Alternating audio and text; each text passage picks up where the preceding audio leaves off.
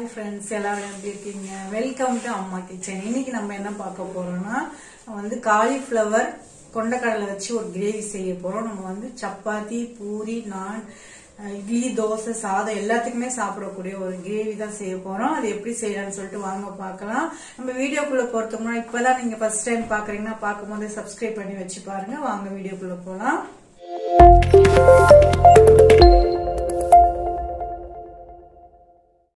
பாருங்க, நான் ஒரு காலிஃப்ளவர் எடுத்து நான் வந்து கிளீன் பண்ணி சுடு தண்ணியில போட்டு வச்சிருக்கேன். சுடு தண்ணி போட்டு இது வந்து சுடு தண்ணியில இருந்து ஆறிடுச்சு. அதனால நான் கை போட்டு நான் காட்டுறேன். நல்லாவே கிளீன் ஆயிடுச்சு. பாருங்க, நல்லா கொதிக்கிற தண்ணியில போட்டோம்னா நமக்கு அதுக்குள்ள இருக்கிற பூச்சிகள் எது இருந்தாலும், நமக்கு வந்து கிருமிகள் ஏதாவது இருந்தாலும் நமக்கு வந்து வெளியில வந்துடும். நம்ம வந்து திரும்ப ஒரு தண்ணியில கழுவும் போது கிளியர் ஆயிடும். இப்ப நான் வந்து பக்கத்துல மாத்தி வச்சுக்கிறேன். மாத்தி வச்சுட்டு நான் ஒரு கடாய் வச்சிடுறேன். இந்த கடாய் வச்சதுக்கு அப்புறம் நம்ம வந்து ஸ்டவ் ஆன் பண்ணி நம்ம கொஞ்சமா ஆயில் சேர்த்துக்கலாம். ஆயில் சேர்த்துட்டேன். ஆயில் சேர்த்ததுக்கு அப்புறம் 2 பிரிஞ்சி இலை நான் சேர்த்துக்கிறேன். 2 பிரிஞ்சி இலை சேர்த்ததுக்கு அப்புறம் ஒரு 6 முந்திரி நான் வந்து அதோட சேர்த்துக்கிறேன். சேர்த்துட்டு ஒரு பட்டை, ஒரு ஏலக்காய், ஒரு 4 கிராம்பு, இதை மட்டும் நம்ம வந்து ஃபர்ஸ்ட் வந்து வறுத்து எடுத்துக்கலாம். இப்போ இதுல வந்து ஒரு 4 வெங்காயம் வந்து ரஃபா கட் பண்ணி வச்சிருக்கேன். நான் அதை வந்து இதோட சேர்த்துக்கிறேன்.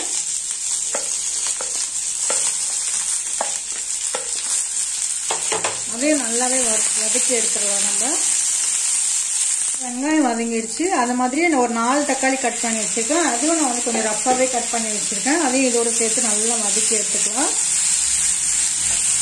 உங்ககிட்ட வந்து முந்திரி இல்லைன்னா நீங்க வந்து கசகசா கூட சேர்த்துக்கோங்க. அதுவும் இன்னும் டேஸ்டா இருக்கும், நல்லா திக்னஸா இருக்கும்.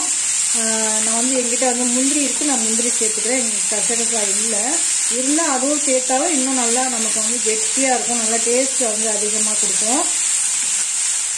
இந்த அளவுக்கு வதங்கிடுச்சு பாருங்க. இதை வந்து ஸ்டவ் ஆஃப் பண்ணிட்டு நல்லா ஆற வச்சதுக்கு அப்புறம், ஆறிட்டத உடனே நம்ம நல்லா வந்து பேஸ்ட் போல நம்ம வந்து இதை வந்து அரைச்சி எடுத்துக்கலாம்.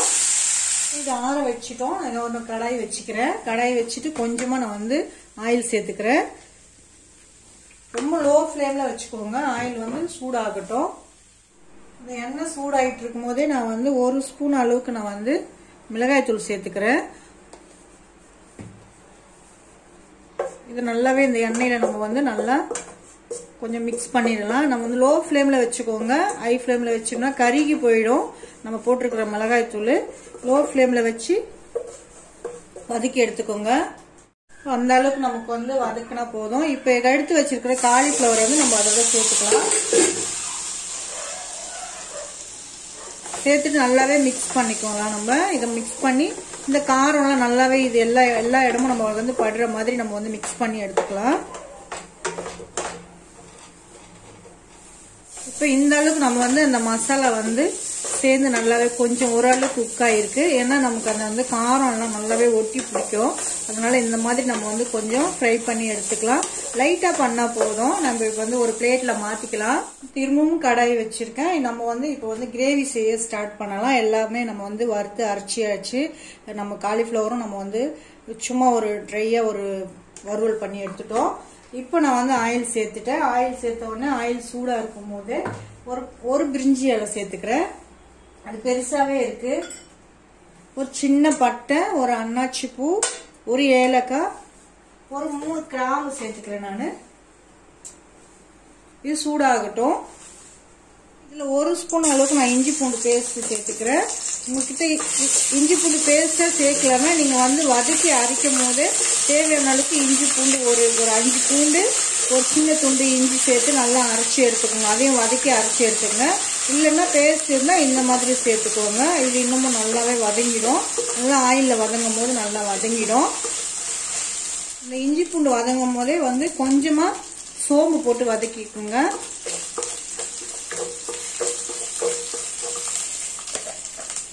இப்போ நம்ம வதக்கி அரைச்சி வச்ச பேஸ்ட் சேர்த்துக்கலாம். நல்லா இதையும் நல்லாவே நம்ம வந்து இந்த ஆயில் வந்து பிரிஞ்சு வர அளவுக்கு நம்ம வந்து நல்லா வதக்கி எடுத்துக்கலாம்.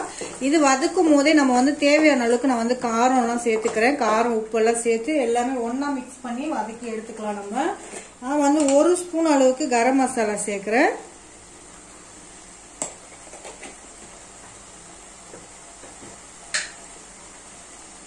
1 ஸ்பூன் அளவுக்கு மிளகாய் தூள் சேர்த்துக்கிறேன். ஒரு 1/4 ஸ்பூன் மஞ்சள் பொடி,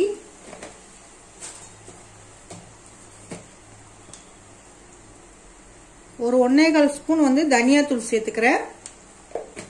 அதுக்கு தேவையான அளவுக்கு நான் வந்து உப்பு சேர்த்துக்கிறேன். நான் சன்னால கொஞ்சம் உப்பு சேர்த்துருக்கேன், இதுலயும் கொஞ்சம் நான் வந்து சேர்த்துக்கிறேன்.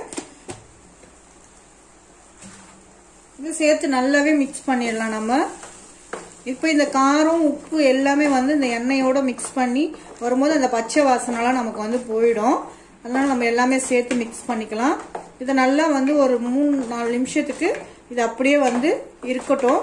இது நல்லாவே ஆயிலில் வந்து மிக்ஸ் ஆகி வரும்போது, எண்ணெய் எல்லாம் பிரிஞ்சு வரும்போது டேஸ்ட் வந்து ரொம்ப சூப்பராக இருக்கும். பாருங்க, எண்ணெய் எல்லாம் நல்லாவே பிரிஞ்சு வர ஆரம்பிச்சிருச்சு. இப்போ நான் அந்த ஸ்டேஜில் வந்து தயிர் எடுத்து வச்சிருக்கேன். தயிர் வந்து ஒரு 3 ஸ்பூன் அளவுக்கு இருக்கும். தயிர் எடுத்து வச்சிருக்கேன், தயிர் சேர்த்துக்கிறேன். அதையும் நல்லாவே மிக்ஸ் பண்ணிடலாம். எல்லா இடமும் நம்ம வந்து எல்லாமே எல்லா மசாலாவிலும் மிக்ஸ் ஆகுற அளவுக்கு நம்ம வந்து மிக்ஸ் பண்ணிக்கலாம்.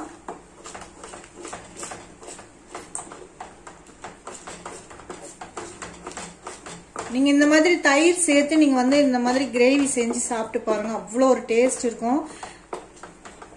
கண்டிப்பா ரொம்ப டேஸ்டா இருக்கும். நீங்க வந்து யூஸ் பண்ணி நம்ம வந்து இந்த மாதிரி மசாலாவில் நம்ம நல்லா மிக்ஸ் பண்ணிட்டு, இப்போ இதுல இருந்து இந்த தயிர் சேர்த்ததுக்கு அப்புறமும் நல்லா எண்ணெய் பிரிஞ்சு வரும் நமக்கு. இப்போ பாருங்க, நல்லாவே தயிர் சேர்த்ததுக்கு அப்புறமும் நல்ல எண்ணெய் வந்து நல்லா திரிஞ்சு மேலே வந்திருக்கு பாருங்க. இப்போ நம்ம வந்து எடுத்து வச்சிருக்கிற காலிஃப்ளவர் வந்து அதோடு சேர்த்துக்கலாம். இதை சேர்த்துட்டு நல்லாவே மிக்ஸ் பண்ணிடலாம் பாருங்க.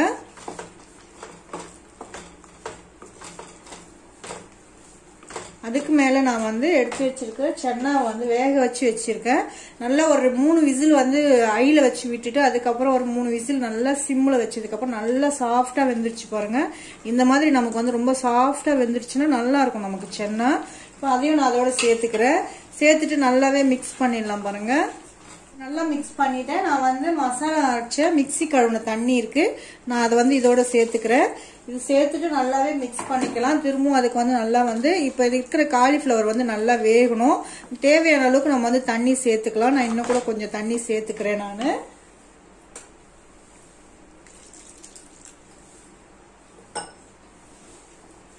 இது நல்லா வச்சு நம்ம வந்து கொதிக்க விடும் போது நமக்கு வந்து அந்த காலிஃப்ளவர் எல்லாம் நல்லாவே வெந்துடும்.